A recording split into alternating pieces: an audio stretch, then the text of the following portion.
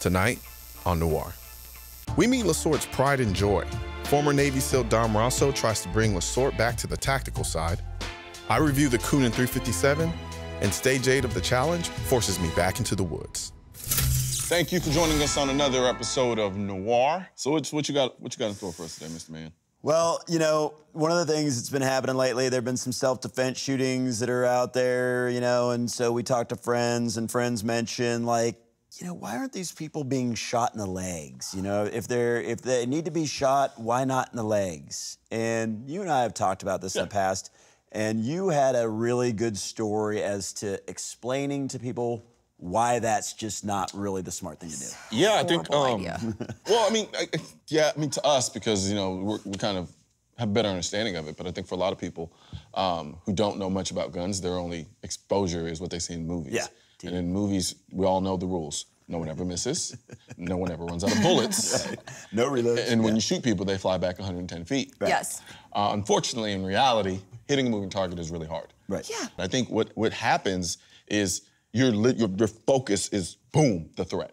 That's what you're looking at. Yeah. And so instinctively, I'm like, oh, let's stop it. I think it's unrealistic to expect people to be able to kind of decipher in the heat of the moment. Okay, I'm gonna go for that right leg there. Right. I'm gonna go for right Well, like and that. I think too, okay, so what if the person that you shoot in the leg still has a gun? Okay, what's going on here? You're trying to stop the threat. Yeah. Does injuring a person's leg immediately stop that threat? No, because their hands and arms still work. Yeah. So it is something that just people need to realize just isn't realistic. And I think some part of it too is people not wanting to deal with the idea of killing someone. That's true. I think that's it's hard. That's something that takes a lot to deal with, because when you really take it to that next step and you're like, the idea of having to take a life can be overwhelming for some people. Well, I would say the majority of people have never been faced with that situation. Exactly. And because of that, they have no idea what they would be feeling right at that moment. They have no idea how, if they were in that situation, and it was, But I want the options. Right. But someone who has dealt with that situation many, many times, our guest this week. Yes.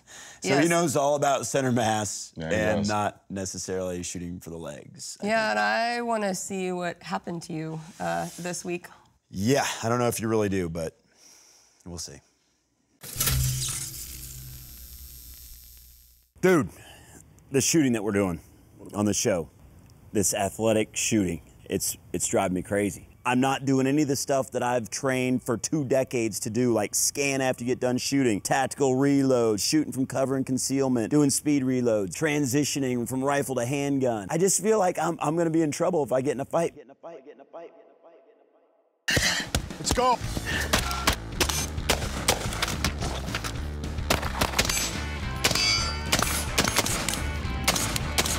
All right, so what are we gonna do? Concealed. Do some So concealed we're gonna stuff? work off concealed. And that's what's happening to me right now is the athletic shooter with Amy and Coleone and Katie, is that it's kind of eroding a little bit. What I want to do is have you hit the pads. Right. Build up your heart rate, a little bit of adrenaline dump, you know, 30-second hooks on the pads, and then move right into a concealable draw. 45 seconds, threat, I'm gonna move out of the way, strip the gloves, go into the draw, 2 to the midsection, 1 to the head. Okay. All right.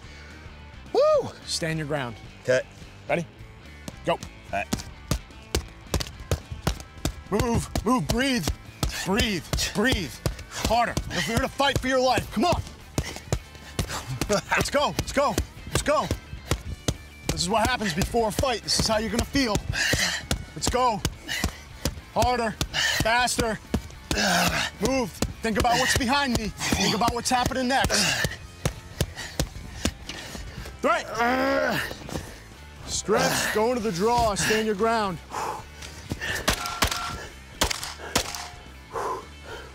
Scan, scan. Scan like I don't normally do. Pick your secondary targets. There you go. Top off your gun. Don't cross your legs. This isn't ballet. Go ahead, think about what's next, what's after, who's coming, who's showing up. Get the gun put away. Good to go. How's that? It's not exactly what we do on the freestyle field. Breathe. Think about what's going on. Harder, more power. Let's go. Threat. Hand. Threat. Sprint. Get that cover. And I gotta reload. Work it out. Think about what's up. And now another one. Oh, Get that gun up. Oh, okay. Good hits. So Coleone, this is what happens when you do left-handed malfunction clearances with Dom. So as I draw up here, I bury my chin into my arm. Right. So now I've got something, I actually have a little cover here. I'm protecting my CNS. And that's something somebody doesn't want to close in on. No, because this sucks. Yeah. All right. Threat! Your right arm's down. Your right arm's down. Gotta get my hits. There you go.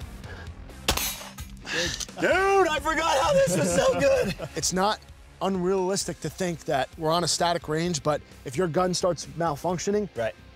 you know, we don't have any cover here. Yeah. We're in an open field. Right. So a lot of the times I tell people, I'm like, all right, is it worth dropping to a knee or going to the prone? That's something you have to figure out in the fight. Press check. Okay. Something you guys probably aren't doing. No. A lot of guys will go click in a CQB scenario and go, oh, what happened to my gun? I don't give a what happened to my gun in a CQ situation. I'm going click, getting that thing out of my way and get my other pistol out. Nice, good clearance. Ah, this is life right here. I love this, man. I could do this all day, every day. Contact left.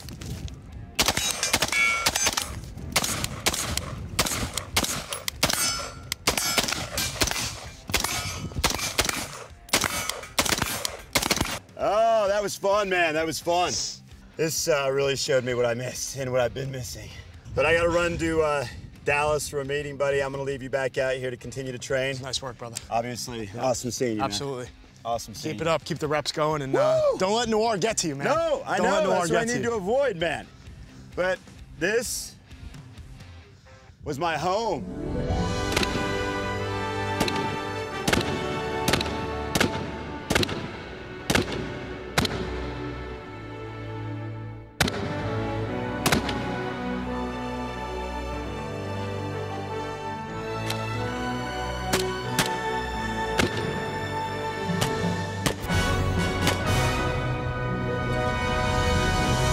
This is where I need to be, man. This is awesome. I've forgotten about how great it is. This is where I'm supposed to be.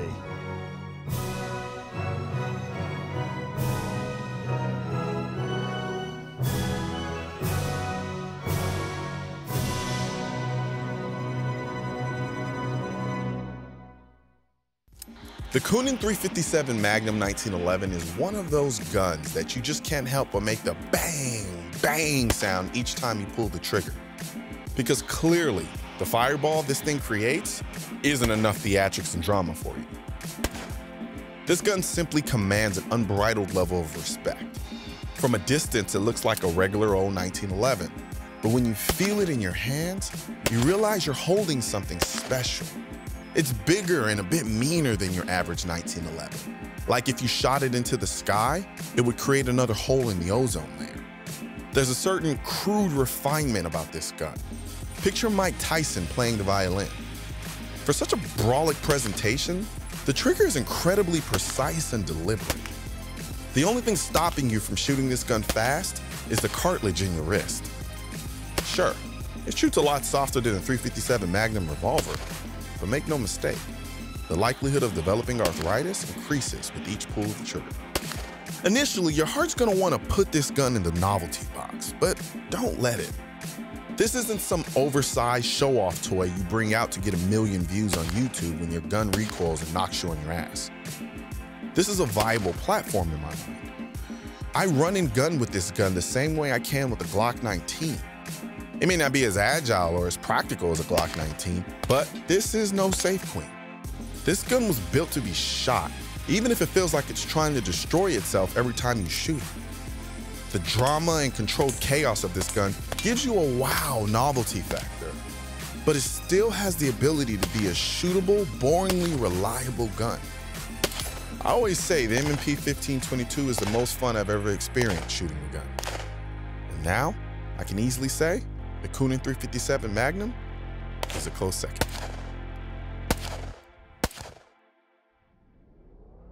On the way home from the badass defensive shooting with Dom, I started thinking about athletic shooting again. Why the hell am I doing it? I'm not an athletic shooter. I'm a fighter, a tactician, a shooter, period. I don't play games with guns. I train with guns. But then I caught an open, straight stretch of road laid out like a runway, and my right foot instinctively hammered its favorite pedal. The speedometer needle looked like Coleone's heart rate monitor when he walks into a sneaker store the day of a new release.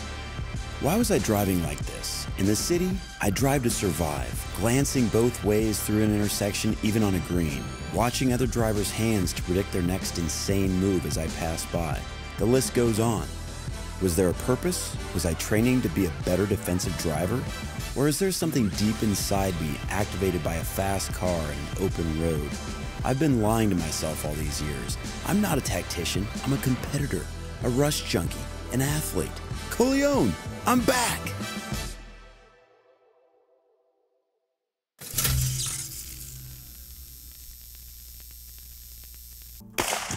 Oh, that did not hit. Nope. Okay, well, something is definitely wrong. Adventure breeds character, and the path should be less traveled. Independence breeds survival, and you must depend on who you know you are. Your inspiration drives you to never waste a moment.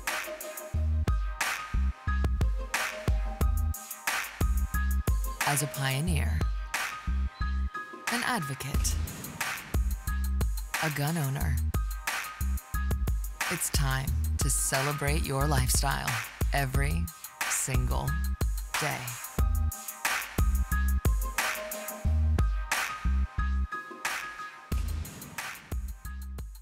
Okay, clearly another tongue-in-cheek moment on the Noir show. I think everyone can appreciate that. That I want to know parts of. You didn't want any part of that boxing glove exhibition, shooting from attention? I'm not gonna lie, I was a little jealous. I felt a little left out there. Because in some regards, you actually do also appreciate the tactical side of shooting. Anybody who doesn't know that is a fool. Right. Well, I think there might be some people that miss that. You know, after episode 9, we took a little heat for you hollering at Katie for so long. And he's one of my best buds. He does not yell at me in real life. Not yet, at least. Now, I will say, I actually do shoot that way, though. The way I was shooting while he was being Mr. Tactical, that's a part of you. But if you decide to go take a defensive class, you're going to be a serious student. Absolutely. You're going to shoot. You're going to learn from Dom like I did there. I mean, it's been a long time since I had that kind of crazy adrenaline rush where he was making me hit his gloves and he's like, harder, harder, breathe, harder, harder. I mean, I was completely exhausted by the time I tried to get those gloves off, which was cool because it was kind of like trying to fight somebody's handhold off you and then draw from retention and shoot. It was bad. I mean, I loved it. It gets me going. It's like Katie could appreciate this analogy. I look at it the same way as like when I played organized basketball and then street ball. Yeah. You know, street ball is just basketball for the sake of basketball. Yep. Like it's a totally different way of playing. You take some of you take some of these NBA players and you watch how they play in a game and then take them to Rucker Park and watch how they play Rucker Park. Totally different. Well, I'm interested to see if these tactical skills help you out in the next round of the competition. Okay, yeah. Yes, so Katie, why don't you tell everybody where we're at right now? Okay, so after running stage 7, Coleon is at 5 minutes and 6 seconds, and LaSorte is running at 4 minutes and 22 seconds. Awesome. Y'all ready to see the next stage? If I don't win this stage, I'm gonna blame it on Dom, that's all I'm saying.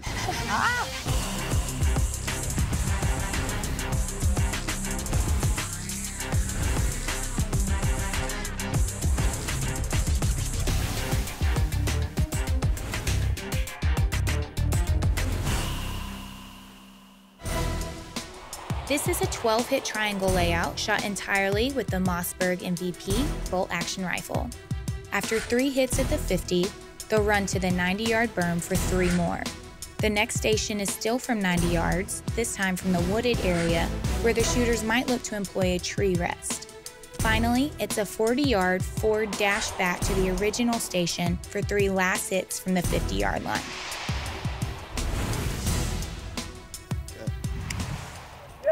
I'm good. On the tone, 2, One. All right, Coleon, so you had an last stage. Darren's gonna start off. He's right on it. I get it. I want to talk a little bit about in this stage, I noticed y'all run completely different when you're running with your rifles. And I know there's cases for both. You run muzzle down and he runs muzzle up. So talk to me a little bit about the difference when he climbs up on this berm to shoot. It's just a natural thing. I just naturally have always run muzzle down. I couldn't even explain to you why. Right, it's just your instinct is to run muzzle down. Gotcha. Absolutely. All right. Well, and I don't know, I always felt it awkward to run muzzle up. I felt like I was like in a bad 80s movie. Right. I feel like it would be a little bit harder to control when I moved with y'all the other day when LaSorte had me working a little bit on movement. I went naturally muzzle down as well, but I know he's tactically very advanced, I guess you could say. That did not hit. Nope. Okay, well, something is definitely wrong. Clear. 40. Left side, left side, left side.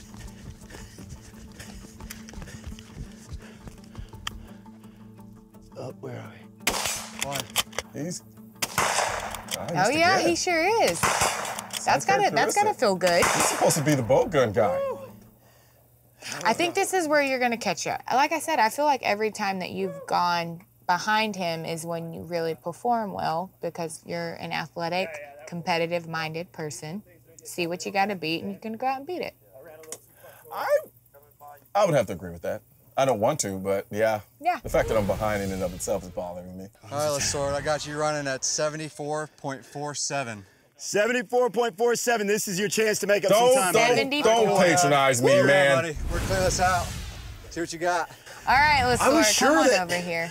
I was sure something happened to the scope. When I was in those trees, I'm like, those are good shots. Aren't you the guy who's supposed to be like, I can't even count the number of times I've been in the woods. You get in the woods and you start freaking out. I was scared. I ran that way, then I ran this way, and I was like, tell me where to be. All right, LaSorte, as we watch Coleon get started, we highlighted, as you were running the course, that he likes to run, when he's moving with his rifle, muzzle down. Right. Explain, you go muzzle up. Now, from your tactical background, is that something you were taught? Is it just your instinct? What's your preference, and why do you do it that way? Well, it's a good question. It's my training. You know, just my instructors always kind of thought muzzle up was the safe and best way to go. And, you know, it's one of those things that's debatable. You can go either way with it. And they're both considered gun safe. Yes, they should be. I mean, there are some people who are very, very vehement about muzzle down is the only safe way to go. And he's shooting well, like I figured he would. He did the same thing I did, though. Maybe he got lost in the... Nope, he didn't get lost in the trees. So it really is a matter of personal preference. I just think muzzle up is a better way to go. And I think you can move faster. You can tell your difference in preference, too. The way you go muzzle up, muzzle down, and then on the burn, you go prone, he stands up. Well, so and I think he's just showing off. Right. I think he might just... just so he can stand up and hit it from there, right? No, I think... Because, I mean, prone is just such a more stable position. Now, honestly, you can probably work a bolt a little bit quicker when you're standing, so that might have been why he was doing that. And he has one... Oh, he had to go to a mag change. Dang. Oh, he was shooting so well, but that was actually a quick mag change. He seems to be working the bolt better, too, this time. And then he had... Oh, man. Oh, he's going to be mad after this. Yeah. There he goes. He gets his hit. He is calming down, though. He's calming down in between. But he had such a clean run going there. He just got to the last round. Oh! That hurt my soul. All right, Coleon, I got you running 89.17.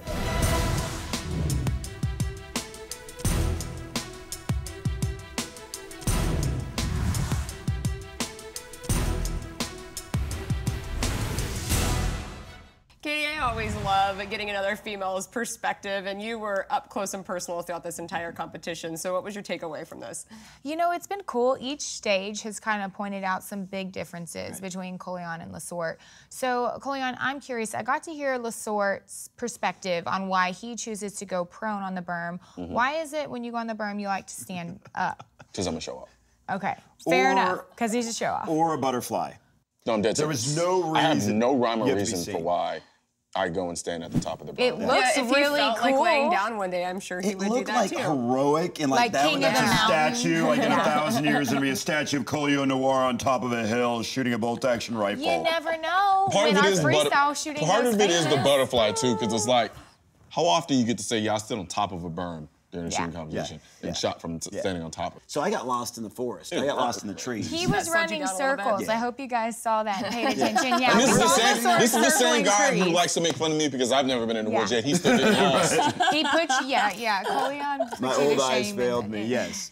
And then, so you had the mag change, which got you. I mean, that was, because after you did the mag change, because that did surprise you, I think you had one hit left. Let me tell you what had happened. like 3 misses right after that, I think. Here's what happened. Working a bolt gun is like dealing with the siren, because it starts to become intoxicating after a while. So I just became obsessed with just working the bolt. I wasn't paying attention to anything else. Like literally, I was just like, I've heard in there you somewhere. say that Yeah. before. You've literally said to me before when I've been on the range with you, man, working that bull is so fun. it's fun. It is. I agree. And he forgot he was in a competition. And that is why I like the Mossberg Patrol Rifle so much, is because it's a small, compact, bolt-action gun that is just a ton of fun to shoot. It's fun to watch too, absolutely. Don't get me wrong though, I'm still a man of instant gratification. I know. So when the time comes, semi-auto, baby. Your Daniel defense is always going to be somewhere within about 10 feet of you. I know, even if you have a bolt action in your hands. Oh man, well Katie, we just thank you for sharing that with us first off, but where are we with the time right now? Okay, so right now there is about a minute's difference. LaSorte is still in the lead, so you guys tune in next week and see if Coleon makes his big comeback.